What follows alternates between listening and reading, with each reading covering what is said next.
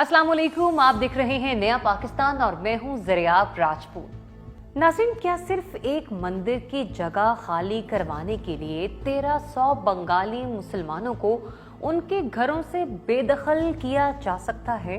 Right from 1983, people are getting killed in that area. Recently also there are happenings. क्या एक मंदिर बनाने के लिए 1300 बंगाली मुसलमान खानदानों पर रियासती पुलिस के जरिए सीधी गोलियां चलाई जा सकती हैं?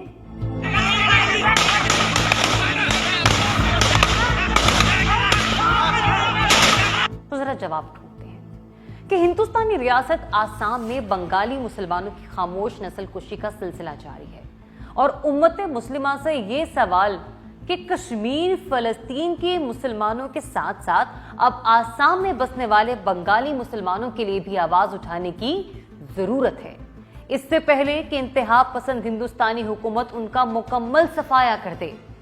पिछले दिनों हिंदुस्तानी रियासत आसाम की एक वीडियो जो आलमी मीडिया की तवज्जो का मरकज बनी, जिसमें मोइनुल हक नामी एक बंगाली मुसलमान की लाश को रियासत हिंदुस्तान का एक सरकारी कैमरामैन अपने पैरों से ठोकरे मार रहा था।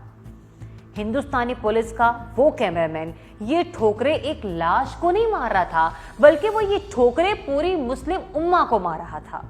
ये ठोकरें पूरी बंगाली कौम को मारी जा रही थीं।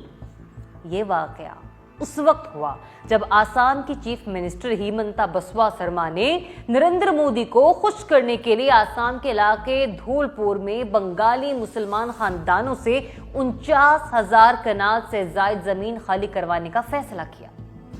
याद रहे कि हिमंता बसवा शर्मा हिंदुस्तानी रियासत आसाम के 15वें चीफ मिनिस्टर हैं और माजी में उनका ताल्लुक कांग्रेस पार्टी से था, लेकिन मौजूदा हिंदुस्तानी इंतहा पसंद हिंदू जमात बीजेपी ने उनको चीफ मिनिस्टर बनाने का लालच देकर अपने साथ मिला लिया।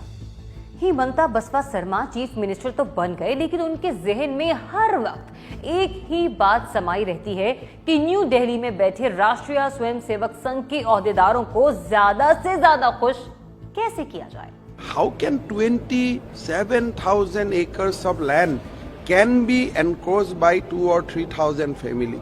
लिहाजा उन्होंने धूलपुर के 1300 के करीब बंगाली मुसलमान खानदानों को हुक्म दिया कि वो अपने घर खाली कर दें, क्योंकि उन्होंने धूलपुर शिवा मंदिर की जमीन पर कब्जा किया हुआ है। आसाम में बंगाली मुसलमानों की नस्लकुशी कोई नई बात नहीं है। ये नस्लकुशी फरवरी 1983 से जारी है। आपको याद होगा कि फरवरी 1983 में आसाम के 14 गांव में इंतहा पसंद हिंदुओं की जानिब से बंगाली मुसलमानों की मुनज्जम नस्लकुशी की गई।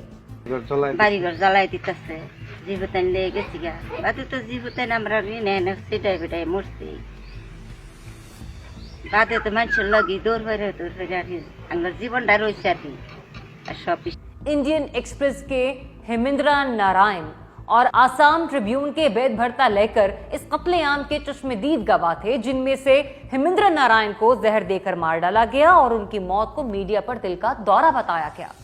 बंगाली मुसलमानों का ये मुनज़्ज़म कत्लेआम ऑल आसाम स्टूडेंट यूनियन नामी तंजीम की जेर सरपरस्ती हुआ, जबकि बाद में इसी तंजीम ने अपना नाम बदलकर आसाम गाना परिषद रख लिया। दिल्ली और पास के 13 गांवों को तीर, दांव और दूसरे धारदार हथियार लिए हमलावरों ने चारों तरफ से घेर लिया और 6 घंटों के अंदर सैकड़ों मौत की नींद सुला दिए गए। मारे जाने वालों में ज्यादातर बांग्ला भाषी मुसलमान थे।